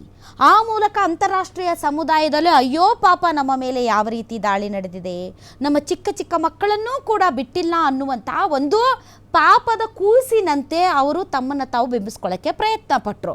ಕೊನೆಗೆ ಭಾರತ ಏನು ಮಾಡ್ತು, ನಾವು ಹೊಡೆದಿದ್ದು ಭಯೋತ್ಪಾದಕರ ಜೊತೆಗೆ ಯಾರಿದ್ರು ಕೂಡ ಸತ್ತು ಹೋಗ್ತಾರೆ. ಯಾಕಂದರೆ ಭಯೋತ್ಪಾದಕರಿಗೆ ಯಾರು ಆಶ್ರಯ ಕೊಡ್ತಾರೆ ಅವರು ಕೂಡ ನಿರ್ನಾಮ ಆಗಬೇಕು ಅಂತಂದ ಮೇಲೆ ಒಂದು ಡ್ಯಾಮ್ ತೋರಿಸ್ತಾರೆ. ಡ್ಯಾಮಲ್ಲಿ ಒಂದು ಸ್ವಲ್ಪ ಕಟ್ಟಡ ಡ್ಯಾಮೇಜ್ ಮಾಡಿರೋದು ತೋರಿಸ್ತಾರೆ, ಯಾವುದೋ ಒಂಚೂರು ತೂತಾಗಿರೋದು ತೋರಿಸ್ಬಿಟ್ಟು ನಮ್ಮ ಡ್ಯಾಮ್ ಮೇಲೆ ಅಟ್ಯಾಕ್ ಮಾಡಿಬಿಟ್ರು. ಇವ್ರಿಗೆ ನಮ್ಮ ಮೇಲೆ ಅಟ್ಯಾಕ್ ಮಾಡಬಾರ್ದು, ಭಯೋತ್ಪಾದಕರ ಮೇಲೆ ಅಟ್ಯಾಕ್ ಮಾಡಬೇಕು ಅನ್ನುವಂತಹ ಒಂದು ನಿರ್ಣಯ ಇದ್ದಿದ್ದರೆ ನಮ್ಮ ಡ್ಯಾಮ್ನ ಯಾಕೆ ಅಟ್ಯಾಕ್ ಮಾಡ್ತಿದ್ರು ಅಂತ ಅಂತಾರಾಷ್ಟ್ರೀಯ ಸಮುದಾಯದಲ್ಲಿ ನೋಡಿ ಅವರೇ ಎಲ್ಲ ಉಲ್ಲಂಘನೆ ಮಾಡಿಬಿಟ್ಟಿದ್ದಾರೆ.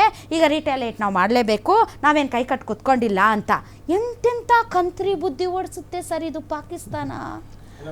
ಅದೇನು ಕೈಲಾಗದವ್ನು ಮೈ ಪರ್ಚ್ಕೊಂಡ ಅಂತ ಯಾವುದೋ ಒಂದು ಅಲ್ಲೆಲ್ಲೋ ಸುಮ್ಮನೆ ತರ್ಚಿರೋದು ಡ್ಯಾಮು ಅಂದರೆ ಕಟ್ಟಡದ ಒಂದು ಸ್ವಲ್ಪ ಸಿಮೆಂಟ್ ಹೋಗಿರೋದು, ಒಂದು ಸ್ವಲ್ಪ ತೂತಾಗಿರೋದು ತೋರಿಸ್ಬಿಟ್ಟು ಅಲ್ಲ ಎಲ್ಲ ಒತ್ಕೊಂಡು ಉರಿತಾ ಇದೆ. ದಾಳಿ ಮಾಡಿದ್ರೆ ಹಂಗೆ ನಡೆಯುತ್ತೆ ದಾಳಿ, ಕ್ಷಿಪಣಿ ದಾಳಿ ನಡೆದ್ರೆ ಬಾಂಬೆ ಡ್ಯಾಮೇ ಹೊಡೆದೋಗುತ್ತೆ. ಸುಮ್ಮನೆ ಈ ಥರದ ಕೋತಿ ವ್ಯವಹಾರ ಮಾಡೋದು. ನೋಡಿ ಮೇಡಮ್, ಎಲ್ಲರಿಗೂ ಗೊತ್ತು ಪಾಕಿಸ್ತಾನ ಎಲ್ಲ ಸುಳ್ಳು ಹೇಳ್ತಾ ಇದ್ರು ಅಂತ ಎಲ್ಲರಿಗೂ ಗೊತ್ತು. ಏನೋ ಫ್ಯಾಬ್ರಿಕೇಟ್ ಮಾಡಿ ಸ್ಟೋರಿ, ಏನೋ ಅವ್ರಿಗೆ ಸಿಂಪತಿಗೋಸ್ಕರ ಬೇರೆ ಕಂಟ್ರಿ UN ಒಳಗೆ ಹೋಗಿ UN ಹೋಗಿ ಈ ಥರ ನಮಗೆ ಮೇಲೆ ಅಟ್ಯಾಕ್ ಮಾಡ್ತಾ ಇದ್ದಾರೆ ಅಂತ ಸಿಂಪತಿಗೋಸ್ಕರ ಎಲ್ಲ ಕಡೆ ಟ್ರೈ ಮಾಡ್ತಾ ಇದ್ದಾರೆ. ಈವನ್ ಮುಸ್ಲಿಂ ಕಂಟ್ರೀಸ್ನೂ ಪಾಕಿಸ್ತಾನಕ್ಕೆ ಸಪೋರ್ಟ್ ಮಾಡ್ತಾ ಇಲ್ಲ ಸದ್ಯಕ್ಕೆ. ಆ ಸಿಚುವೇಶನ್ ಆಗಿದೆ, ಎಲ್ಲರಿಗೂ ಗೊತ್ತಾಗುತ್ತೆ ಈ ಥರ ಎಲ್ಲ ಸುಳ್ಳೇ ಹೇಳ್ತಾ ಇದ್ದಾರೆ. ಅದಕ್ಕೆ ಏನಾಗಿತ್ತು, ಅವರು ಏನೋ ಒಂದು ಡ್ರಾಮಾ ಮಾಡಿ ಸಿಂಪತಿಗೋಸ್ಕರ ಟ್ರೈ ಮಾಡ್ತಾ ಇರ್ತಾರೆ. ಬಟ್ ನಮ್ಮದು ನೋಡಿ ಎಷ್ಟು ಚೆನ್ನಾಗಿ ಒಳ್ಳೆ ಅಟ್ಯಾಕ್ ಮಾಡಿದೆ ಅಂದರೆ ಪ್ರೆಸಿಸಿವ್ ಅಟ್ಯಾಕ್ ಅಂತ. ಪ್ರೆಸಿಷನ್ ವಿತ್ ಅಂದರೆ ಒಂದು proper calculation attack without harming even a single civil Indian Pakistan ಆರ್ಮಿಗೂ ತೊಂದರೆ ಕೊಟ್ಟಿಲ್ಲ, ಸಿವಿಲಿಯನ್ಸ್ಗೂ ಯಾರಿಗೂ ಕೊಟ್ಟಿಲ್ಲ. ಫುಲ್ ಇನ್ಫಾರ್ಮೇಷನ್ ತಗೊಂಡಿದ್ರೆ ಅವ್ರ ಇಂಟೆಲಿಜೆನ್ಸ್ನಲ್ಲಿ ರಾನಿಂದ ಫೋಟೋಗ್ರಫೀಸು, ಸ್ಯಾಟಲೈಟ್ ಪಿಕ್ಚರ್ಸು, ರ್ಯಾಡಾರ್ಸ್ ಎಲ್ಲ ಕರೆಕ್ಟಾಗಿ ಪ್ಲಾಟಿಂಗ್ ಮಾಡ್ಕೊಂಡು ಎಕ್ಸಾಕ್ಟ್ಲಿ ಪಿನ್ ಪಾಯಿಂಟೆಡ್ ಅಟ್ಯಾಕ್ ಮಾಡಿ ತೋರಿಸಿದರೆ, ಫುಲ್ ವರ್ಲ್ಡ್ಗೆ ತೋರಿಸಿದರೆ ಈ ಥರನೂ ಅಟ್ಯಾಕ್ ಮಾಡಬಹುದು.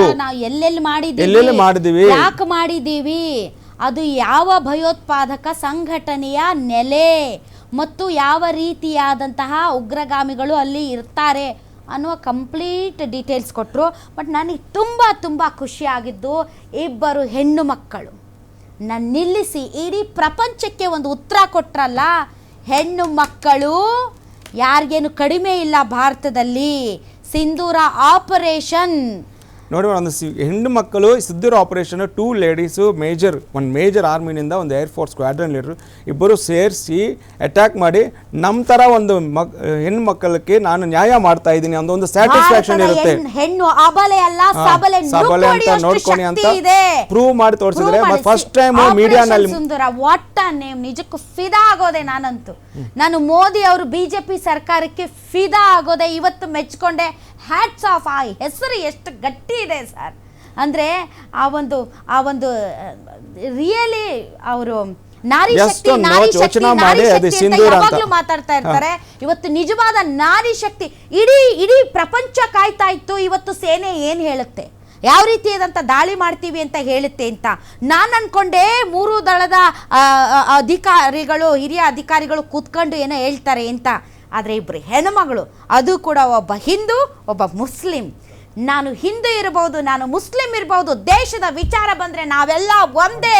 ನಮ್ಮ ಏಕತೆಯನ್ನು, ನಮ್ಮ ಅಖಂಡತೆಯನ್ನು, ನಮ್ಮ ಸಾರ್ವಭೌಮತ್ವವನ್ನು ನೀವು ಯಾವುದೇ ವಿಷಬೀಜ ಬಿತ್ತಿದ್ರೂ ಕೂಡ ಅದನ್ನು ಅಳ್ಳಾಡ್ಸೋಕ್ಕೆ ಸಾಧ್ಯ ಇಲ್ಲ ಅಂತ ನಮ್ಮ ದೇಶದ ಹೆಣ್ಮಕ್ಕಳು ಇಬ್ಬರು ಇವತ್ತು ಸಾರಿದ್ರಲ್ಲ.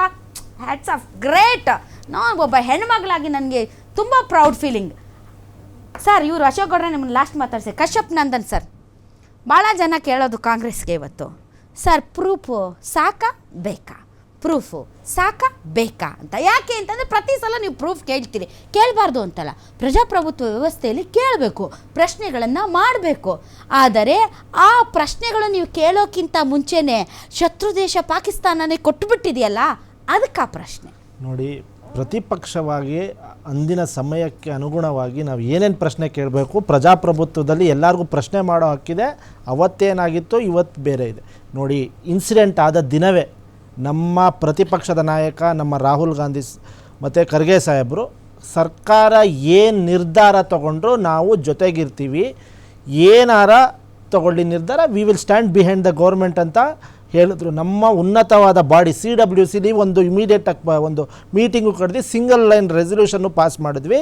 ಸರ್ಕಾರದೊಂದಿಗೆ ಕಾಂಗ್ರೆಸ್ ಪಕ್ಷ ನಿಲ್ಲುತ್ತೆ ಅಂತ. ಒಂದು ದೇಶದ ಗಡಿ ವಿಚಾರವಾಗಲಿ, ದೇಶದ ಜನರ ರಕ್ಷಣೆ, 140 ಕೋಟಿಯ ಜನರು ಮುಖ್ಯ ಹೊರತು ನಮಗೆ ರಾಜಕೀಯ ಮುಖ್ಯವಲ್ಲ ಅಂತ ಒಂದು ಸಿಂಗಲ್ ಲೈನ್ ಸ್ಟೇಟ್ಮೆಂಟ್ ಮಾಡಿ ನಮ್ಮ ಖರ್ಗೆ ಸಾಹೇಬರು, ರಾಹುಲ್ ಗಾಂಧಿಯವರು ಸ್ಟೇಟ್ಮೆಂಟ್ ಕೊಟ್ಟರು. ಹಾಗಾಗಿ ನಾವು ಸರ್ಕಾರದೊಂದಿಗೆ ಇವತ್ತರ ನಮ್ಮ ಅನಾದಿ ಕಾಲದಿಂದಲೂ ಇಂಥ ವಿಷಯಗಳಲ್ಲಿ, ಇಂಥ ಸೆನ್ಸಿಟಿವ್ ವಿಷಯದಲ್ಲಿ ನಾವು ಆಳುವ ಸರ್ಕಾರದೊಂದಿಗೆ ಪ್ರತಿಪಕ್ಷದಲ್ಲಿದ್ದಾಗ ನಾವು ರಾಜಕೀಯ ಮಾಡದೆ ಸರ್ಕಾರದೊಂದಿಗೆ ಇದ್ದೀವಿ. ಬೇರೆ ಬೇರೆ ಸಮಯದಲ್ಲಿ ನಾವು ಅಧಿಕಾರದಲ್ಲಿದ್ದಾಗ ಪ್ರತಿಪಕ್ಷಗಳು ಟೀಕೆ ಮಾಡಿದ್ದಿದೆ, ಇವಾಗ ನಾವು ಟೀಕೆ ಮಾಡಿದ್ದಿದೆ, ಬೆಂಬಲ ಕೊಟ್ಟು ನಾನು ಯಾವುದೇ ಪಕ್ಷದ ಸರ್ಕಾರ ಅಂತ ಹೇಳಲ್ಲ, ಕೇಂದ್ರ ಸರ್ಕಾರ ತೆಗೆದುಕೊಳ್ಳುವಂತ ಈ ತರದ ತೀರ್ಮಾನಗಳಿಗೆ ಯಾವುದೇ ಪ್ರತಿಪಕ್ಷವಾಗಲಿ ಸಪೋರ್ಟ್ ಮಾಡಿದೆ, ಇಲ್ಲ ಅಂತ ಇಲ್ಲ. ಆದರೆ ಮುಂಬೈ ನಾವು ರಾಜಕೀಯ ಮಾಡಬಾರ್ದು. ಆದ್ರೂ ಒಂದು ಇನ್ಸಿಡೆಂಟ್ ಹೇಳ್ಬಿಡ್ತೀನಿ ಮೇಡಮ್. ಮುಂಬೈ ಅಟ್ಯಾಕ್ ಆದಾಗ ಮಾರನೇ ದಿವಸನೇ ಡೆಲ್ಲಿ ಎಲೆಕ್ಷನ್ ಇತ್ತು. ಇದೇ BJPಯವರು ಒಂದು ದೊಡ್ಡ ಆ್ಯಡ್ ಹಾಕಿದ್ದು ರಕ್ತದ ಕಳೆ ಇಟ್ಕೊಂಡು. ಯಾವ ಮಟ್ಟದ ರಾಜಕೀಯ ಮಾಡಿದ್ರು ಅಂತ ನಮಗೆ ಗೊತ್ತು. ಇದೇ ನರೇಂದ್ರ ಮೋದಿ ಅಂದಿನ ಗುಜರಾತ್ CM ಅವರು ತಾಜ್ ಹೋಟೆಲ್ ಮುಂದೆ ನಿಂತ್ಕೊಂಡು ನಮ್ಮ ಮನಮೋಹನ್ ಸಿಂಗ್ ಸಾಹೇಬ್ರನ್ನ ಮತ್ತು ಆಳುವ ಸರ್ಕಾರವನ್ನು ಟೀಕಿಸಿದ್ರು. ಆ ಸಮಯ ಬೇಕಾ? ಟೀಕೆ ಮಾಡಬೇಡಿ ಅಂತ ನಾವು ಹೇಳ್ತಾ ಇಲ್ಲ. ಸಮಯ ನಾವು ಆ ಸಮಯದಲ್ಲಿ ಮಾಡ್ಬೇಕಾ? ಅವಶ್ಯಕತೆ ನೀವು ಮಾಡ್ತಿದ್ರಿ, ನಿಮಗವ್ರಿಗೂ ಅವಶ್ಯಕತೆ ಇತ್ತ ಅಂತ ನಾವು ಪ್ರಶ್ನೆ ಮಾಡ್ತೀವಿ. ದಟ್ ಇಸ್ ನಾಟ್ ದಿ ಪ್ರಶ್ನೆ. ಈಗ sir, this is the first time ನಾನು ನೋಡಿದ ಹಾಗೆ ನನ್ನ ಹತ್ರ ಬಹಳಷ್ಟು ಜನ ಕಾಂಗ್ರೆಸ್ಸಿಗರ ಕಾಂಟ್ಯಾಕ್ಟ್ಸು ಇದೆ, BJPಗರ ಕಾಂಟ್ಯಾಕ್ಟ್ಸು ಇದೆ, JDS ಇದೇ ಫಸ್ಟ್ ಟೈಮ್ ಕಾಂಗ್ರೆಸ್ಸಿಗರು ಮೋದಿ ಅವರನ್ನು ಮೆಚ್ಚಿಕೊಂಡಿದ್ದು, ಮೋದಿ ಅವರ ಈ ನಡೆಯನ್ನು ಶ್ಲಾಘಿಸಿದ್ದು ಮತ್ತು ಈ ಒಂದು ಮಹಿಳಾ ಅಧಿಕಾರಿಗಳ ಕೈಯಲ್ಲಿ ಇಡೀ ಕಾರ್ಯಾಚರಣೆಯ ಬಗ್ಗೆ ಮಾಹಿತಿ ಕೊಡಿಸಿದ್ದು, ಆ ಮೂಲಕ ಅಂತಾರಾಷ್ಟ್ರೀಯ ಮಟ್ಟದಲ್ಲಿ ಸಂದೇಶ ಕೊಡಿಸಿದ್ದು, ಇದನ್ನು ಹಾಡಿ ಹೊಗಳ್ತಾ ಇದ್ದಾರೆ ಕಾಂಗ್ರೆಸ್ಸಿಗರು. This is the first time. ನೋಡಿ, ಇದರಲ್ಲಿ ರಾಜಕೀಯ ಬೆರೆಸೋ ಅವಶ್ಯಕತೆ ಇಲ್ಲ ಅಂತ ನಾನು ಸ್ಟಾರ್ಟಿಂಗ್ಗೆ ಹೇಳಿದೆ. ಯಾಕಂದರೆ ನಮ್ಮ ಪಕ್ಷದ ಸ್ಟ್ಯಾಂಡ್ ಕೂಡ ಅದೇ.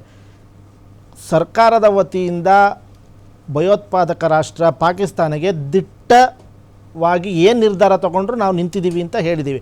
ಹಾಗಾಗಿ ಅವ್ರು ಏನಾರ ನಿರ್ಧಾರ ತಗೊಳ್ಳಿ, ಧ್ವಂಸ ಮಾಡಲಿ, ಅವರ ಅಡಗುತಾಣಗಳಿಗಾಗಿ ಹೊಡಿಲಿ, ಇಲ್ಲ ಏನಾರ ಮಾಡಲಿ, ಇದು ಸರ್ಕಾರದೊಂದಿಗೆ ನಾವು ಇರ್ತೀವಿ. ಹಾಗಾಗಿ ಎಲ್ಲರೂ ಅಪ್ರಿಷಿಯೇಟ್ ಮಾಡಿದ್ರು. ನಮ್ಮ ರಾಹುಲ್ ಗಾಂಧಿ ಅವರು ಸೇನೆ ಮಾಡಿರೋ ಕೆಲಸಕ್ಕೆ ಅಪ್ರಿಷಿಯೇಟ್ ಮಾಡಿದ್ದಾರೆ. ನಮ್ಮ ಖರ್ಗೆ ಸಾಹೇಬ್ರು ಸೇನೆ ಮಾಡಿರೋ ಕೆಲಸಕ್ಕೆ ಅಪ್ರಿಷಿಯೇಟ್ ಮಾಡಿದ್ದಾರೆ. ಇಬ್ಬರು ಹೆಣ್ಮಕ್ಳು ಬಂದ್ಬಿಟ್ಟು ಬ್ರೀಫ್ ಮಾಡಿದ್ದಾರೆ, ನಾವೇನೇನು ಮಾಡಿದ್ದೀವಿ. ಒಬ್ಬರು ಕುರೇಶ್, ನೀವೇ ಹೇಳಿದ್ರಿ, ಒಬ್ಬರು ಹಿಂದೂ, ಒಬ್ಬರು ಮುಸಲ್ಮಾನರು, ಕುರೇಶಿ ಅಂತ ಒಬ್ಬರು, ಇನ್ನೊಬ್ಬರು ವೆಮಿಕಾ ಸಿಂಗ್ ಅಂತ.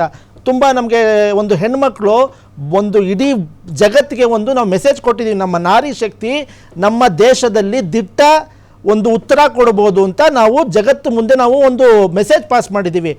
ನಮ್ಮ ಸೇನೆಗೆ ಇವತ್ತು ಮಾಡಿರುವ ಒಂದು ಕೆಲಸಕ್ಕೆ ನಾವು ಒಂದು ಸೆಲ್ಯೂಟ್ ಹೇಳಬೇಕು ಅನ್ನೋದೊಂದು ನಮ್ಮ ಅಭಿಲಾಷೆ. ಅಶೋಕ್ ಗೌಡ್ರ ಕಿವಿ ಇವತ್ತು ತಂಪಾಯ್ತು ಅಂತ ಅನ್ಸುತ್ತೆ. ಏನ್ ಸರ್? ಇಲ್ಲ, ತಂಪಲ್ಲ. ಅದರಲ್ಲೂ ಪಾಪ ಕಶ್ಯಪ್ ಅವರು ಯಾವ ರೀತಿ ರಾಜಕಾರಣದ ಪದಗಳನ್ನು ಬಳಸ್ತಿದ್ದಾರೆ ಅನ್ನೋದು ಸೂಕ್ಷ್ಮವಾಗಿ ನೋಡ್ತಿದ್ದೆ. ಯಾಕೆ ಅಂತಂದ್ರೆ ಪಾಪ ಇವ್ರು ಏನು ಹೇಳ್ತಾರೆ ಅಂತಂದ್ರೆ ಸೆಂಟ್ರಲ್ ಗವರ್ನಮೆಂಟ್ ಅಂತಾನು ಹೇಳಿಲ್ಲ, ಸೇನೆ ಅಂತ ಹೇಳ್ತಾರೆ.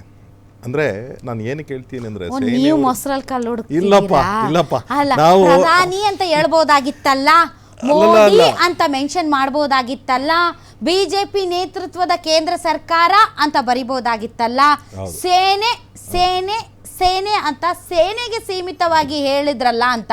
ಅಂದ್ರೆ ಸೇನೆಯ ಮುಂದೆ ಮೋದಿ ಅವ್ರ ಫೋಟೋ ಹಾಕ್ಬೇಕಾಗಿತ್ತು ಅಂತನಾ? ಹಂಗಲ್ಲ. ಯಾಕೆ ಅಂತಂದ್ರೆ ನಾವಿಂದ ಪಾಸ್ಟ್ ನೋಡಿದ್ದೇವೆ ಯಾವ ರೀತಿಯ ಸ್ಟ್ಯಾಂಡ್ ಅನ್ನ ಕಾಂಗ್ರೆಸ್ ಪಕ್ಷದವ್ರು ತೆಗೆದುಕೊಳ್ತಾರೆ. ಯಾಕಂದ್ರೆ ನಾನು ಕಶ್ಯಪ್ ಅವ್ರಿಗೆ ಫಸ್ಟ್ ಉತ್ತರ ಕೊಟ್ಟು ಆಮೇಲೆ ಮುಂದಿನ ವಿಚಾರಕ್ಕೆ ಹೋಗ್ತೇನೆ. ಯಾವ ರೀತಿ ಸ್ಟ್ಯಾಂಡನ್ನು ತೆಗೆದುಕೊಳ್ತಾರೆ ಕಾಂಗ್ರೆಸ್ನವರು ಅಂತ ಹೇಳಿ. ಈಗ ಇವತ್ತು ಏನೋ ಕಶ್ಯಪ್ ಅವರು ಇಲ್ಲಿ ಹೇಳ್ತಾ ಇದ್ದಾರೆ, ಆದರೆ ಅದರಲ್ಲೂ ಸಹ ಕೆಲವು ಪದಗಳನ್ನು ಸೇನೆ ಅನ್ನತಕ್ಕಂಥ ಪದ ಮಾತ್ರ ಹೇಳ್ತಾರೆ. ದಿಟ್ಟ ನಿರ್ಧಾರ ಅಂತ ಹೇಳಿ ನಮ್ಮ ಸೈನಿಕರಾದಂಥವರು ಎಲ್ಲರೂ ಹೇಳಿದ್ರು. ಯಾರು? ಕೇಂದ್ರ ಸರ್ಕಾರ ತೆಗೆದುಕೊಂಡ ನಿರ್ಧಾರ, ಮೋದಿಯವರು ತೆಗೆದುಕೊಂಡ ನಿರ್ಧಾರ ಅಂತ ಹೇಳ್ತಾ ಇದ್ದಾರೆ, ಸೈನಿಕರು ಹೇಳ್ತಾ ಇದ್ದಾರೆ. ಆದರೆ ಕಾಂಗ್ರೆಸ್ನವ್ರು ಹೇಳಲ್ಲ. ಇದೇ ಕಾಂಗ್ರೆಸ್ನ ಒಬ್ಬ ವಕ್ತಾರ ಮೈಸೂರಲ್ಲಿ ಒಬ್ಬ ಇದ್ದಾನೆ, ಹುಚ್ಚ, ಆತ ಹೇಳ್ತಾನೆ ಕಲ್ಲು ಹೊಡೆದ್ಬಿಟ್ರು ಮರಗಳಿಗೆ, ಅದನ್ನ ಸರ್ಜಿಕಲ್ ಸ್ಟ್ರೈಕ್ ಅಂದ್ಬಿಟ್ರು ಅಂತಾರೆ. ಈ ತರ ಪದಗಳು ಮುಂದೆ ಬರ್ತವೆ, ಅದಕ್ಕೆ ಇದೆಲ್ಲ ಫೌಂಡೇಶನ್ ಅಷ್ಟೇ. ನೀವು ಕಾಂಗ್ರೆಸ್ಸಿಗರ ಮಾತುಗಳನ್ನ ಕೊಟ್ಟಿದೆಯಲ್ಲ ಸರ್ ಉತ್ತರ. ಅವ್ರು ಕುತ್ಕೊಂಡು ಆರ್ಮಿ ಚೀಫ್ ಇಷ್ಟು ಜನ ಸತ್ತೋಗಿದ್ದಾರೆ, ಅಷ್ಟು ಜನ ಸತ್ತೋಗಿದ್ದಾರೆ, ಅಯ್ಯೋ ನಮ್ಮ 2 ವರ್ಷದ ಮಗು, ಅಯ್ಯೋ ನಮ್ಮ 12 ವರ್ಷದ ಮಗು ಅಂತ ಅವರೇ ಹೇಳಿದ್ಮೇಲೆ ಇನ್ಯಾರು ಹೇಳ್ತಾರೆ ಸರ್? ನೀವಳ್ಳೆ ನಾನು ಸೈನಿಕರು ಹೇಳಿದಂತಹ ಮಾತುಗಳನ್ನು ನನ್ಗೆ ಯಾಕೋ ಅವ್ರ 3 ಜನ ಕೂರಿಸಿ ನಾವು ಪೊಲಿಟಿಕ್ಸ್ ಮಾತಾಡಿದ್ರೆ ಇಲ್ಲ, ಪಾಪ, ಎಲ್ಲಿ 3 ಜನ ಸೇರಿ ನಮ್ಮನ್ನ ಬೈದು ಬಿಡ್ತಾರೋ ಅಂತ ನಂಗೆ ಭಯ ಆಗ್ತಾ ಇದೆ. I'll take less than a minute, then I'll come to the ಸೇನಾ ಆಪರೇಷನ್ಸ್. ಏನಂತಂದ್ರೆ ಸೈನಿಕರಿಗೆ ನಾವು ಯಾವಾಗಲೂ ಗೌರವ ಯಾವಾಗ ಕೊಡಬೇಕು ಅಂತ ಕಾಂಗ್ರೆಸ್ಸಿಗೆ ಗೊತ್ತಿರಬೇಕು. ಯಾಕೆಂದ್ರೆ ಇಂಥ ಒಂದು ಸಂದರ್ಭದಲ್ಲಿ ಹೋಗಿ ಸ್ಟ್ರೈಕ್ ಮಾಡಿದ್ರೆ, ಸರ್ಜಿಕಲ್ ಸ್ಟ್ರೈಕ್, ಅವ್ರ ಲೈಫ್ ರಿಸ್ಕಲ್ಲಿ ತೊಗೊಂಡು ಮಾಡಿರ್ತಾರೆ. It is not A easy joke. ಈಗ ಹೋಗ್ಬಿಟ್ಟು ಇಂಥ ಒಂದು ಆಪರೇಷನ್ ಮಾಡಿದಾಗ ಅವ್ರು ಎಷ್ಟು ಜನ ರಿಸ್ಕ್ ತೊಗೊಂಡಿರ್ತಾರೆ. ಇಲ್ಲ ಹಂಗಲ್ಲ, ರಿಸ್ಕ್ ಎಷ್ಟು ಜನಕ್ಕೆ ಇರುತ್ತೆ. ಅಲ್ಲಲ್ಲ, ಅದನ್ನು ಅಕ್ನಾಲೇಜ್ ಮಾಡಿ ಅವ್ರನ್ನ ನಾವು ರೆಕಗ್ನೈಸ್ ಮಾಡ್ತಕ್ಕಂಥ ಕೆಲಸ ಮಾಡಬೇಕು. ಅದರಿಂದ ಇರತಕ್ಕಂಥ ಬಲವಾದ ಶಕ್ತಿ ಏನಿದೆ ಅದನ್ನು ಸಹ ರೆಕಗ್ನೈಸ್ ಮಾಡ್ತಕ್ಕಂಥ ಕೆಲಸ ಮಾಡಬೇಕು. ಒಂದು ಆದರೆ ಕಾಂಗ್ರೆಸ್ಸಿಗರ ಮನಸ್ಥಿತಿ ಏನಿದೆ ಅಂದರೆ, ಪ್ರತಿ ಸತಿನೂ ಸಹ ಕಾಂಗ್ರೆಸ್ಸಿಗರ ಮನಸ್ಥಿತಿ ಏನಿದೆ, ಯಾವುದೋ ಒಂದು ರಾಜಕಾರಣ. ಯಾಕಂದ್ರೆ ನೆನ್ನೆ ಹೇಳ್ತಿದ್ರು, ನಾನು 3 ದಿವಸ ಮುಂಚೆನೆ ನರೇಂದ್ರ ಮೋದಿ ಅವರು ಯಾವ ರೀತಿ 3 ದಿವಸ ಮುಂಚೆ ತಾಜ್ ಹೋಟೆಲ್ ಮುಂದೆ ಏನ್ ಸ್ಟೇಟ್ಮೆಂಟ್ ಕೊಟ್ಟಿದ್ದಾರೆ ಅಂತ ನಿಮ್ಗೆ ಗೊತ್ತು. ನಾವು ರಾಜಕೀಯ ಮಾಡೋ ಅವಶ್ಯಕತೆ ಇಲ್ಲ. ನಾವು ಬಿಜೆಪಿ ನೀವು ಮಾತಾಡ್ಬೇಕಾದ್ರೆ ಮಾತಾಡಲಿಲ್ಲ ಕಶ್ಯಪುರೇ. ಏನಂದ್ರೆ ವಿಚಾರ ಏನು ಅಂತಂದ್ರೆ, ಎಲ್ಲವನ್ನೂ ಸಹ ಈ ಅಕಸ್ಮಾತ್ ಏನಾದರೂ ಸಕ್ಸಸ್ ಆಗ್ಬಿಟ್ಟಾಗ ಅದು ಎಲ್ಲ ಕ್ರೆಡಿಟ್ ಬಿಜೆಪಿ ಕೊಟ್ಟೋಗ್ಬಿಡುತ್ತೆ, ನಮಗೆ ಬರೋದಿಲ್ಲ ಅಂತ ಹೇಳಿ ತುಂಬಾ ಇದೆ. ನಾನು ಮುಗಿಸ್ತೀನಿ ಈಗ ರಾಜಕೀಯ. ಅಂದ್ರೆ ಏನಂದ್ರೆ, ಅತ್ಯಂತ ಪ್ರಮುಖವಾಗಿ ತಾವು ಅಕ್ನಾಲೇಜ್ ಮಾಡಿದ್ರಿ, ನಮ್ಮ ಸೈನಿಕರು ಎಲ್ಲರೂ ಅಕ್ನಾಲೇಜ್ ಮಾಡಿದ್ರು. 2 ಮಹಿಳಾ ಅಧಿಕಾರಿಗಳು ಅವ್ರನ್ನ ಕರ್ಕೊಂಬಂದು ಪ್ರೆಸ್ ಕಾನ್ಫರೆನ್ಸ್ ಮಾಡಿಸಿ, ಎಲ್ಲ ಬ್ರೀಫಿಂಗ್ಸು ಮಾಡಿಸಿ, ಆಮೇಲೆ ಯಾವ ರೀತಿ ನಮ್ಮ ಭಾರತದಲ್ಲಿ ನಾಟ್ ಜಸ್ಟ್ ಇನ್ ಎಲ್ಲೋ 1-2 ಕಡೆ ಎಲ್ಲ ಈ ಮಹಿಳೆಯರಿರೋದು, ಸೈನ್ಯ ಅಂತಕ್ಕಂಥ ಒಂದು ಟಫೆಸ್ಟ್ ಪ್ಲೇಸ್ನಲ್ಲಿ ಮಹಿಳೆಯ ಅಧಿಕಾರಿಗಳು ಯಾವ ಮಟ್ಟಕ್ಕೆ, ಉನ್ನತ ಮಟ್ಟಕ್ಕೆ ಏರಿದ್ದಾರೆ. ಲೆಫ್ಟಿನೆಂಟ್ ಕರ್ನಲ್ ಆಗೋದೇನು ಸುಲಭವೇ? It takes 14 to 16 years of service. ಆಮೇಲೆ ಇನ್ನೊಬ್ರು ಪಾಪ ಸಿಖ್, ಅವರು ಹಿಂದೂ ಅಲ್ಲ, ಸಿಖ್ ಅವರು. 2 ಮೈನಾರಿಟಿ ರೆಪ್ರೆಸೆಂಟ್ ಮಾಡ್ತಿರ್ತಕ್ಕಂಥವ್ರು. ನಾವು ಮಾತು ಮುಂಚೆ ಮೈನಾರಿಟಿ ಅರೆ ರಾಮ, ಇಲ್ಲಿ ಮೈನಾರಿಟಿ ಮೆಜಾರಿಟಿ ಬರೋದಿಲ್ಲ.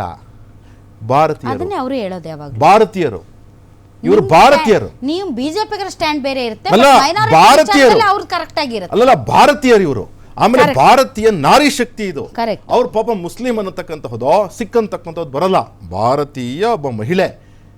ಅದು ಭಾರತದಲ್ಲಿ ನಾವು ಇವತ್ತಿಂದ ಅಲ್ಲ, ಜಗದಂಬಿಕಾ ಮಾ ದುರ್ಗೆಗೆ ನಾವು ಯಾವತ್ತಿಂದ ಬೆಲೆ ಕೊಟ್ಕೊಂಡ್ ಬಂದಿದ್ದೀವಿ. ಆವತ್ತಿಂದ ಇಂದಿರಾ ಗಾಂಧಿ ಬಿಹಾರಿ ವಾಜಪೇಯಿ ಅವರೇ ಹೇಳಿದಾರಲ್ಲ, ಜಗನ್ಮಾತೆ ಮಾ ದುರ್ಗಾದೇವಿಗೆ ಯಾವತ್ತಿಂದ ಆಧುನಿಕ ದುರ್ಗೆ ಇಂದಿರಾ ಗಾಂಧಿ ಅವರ ಬಗ್ಗೆ ಮಾತಾಡ್ತಿದ್ದೀರಿ.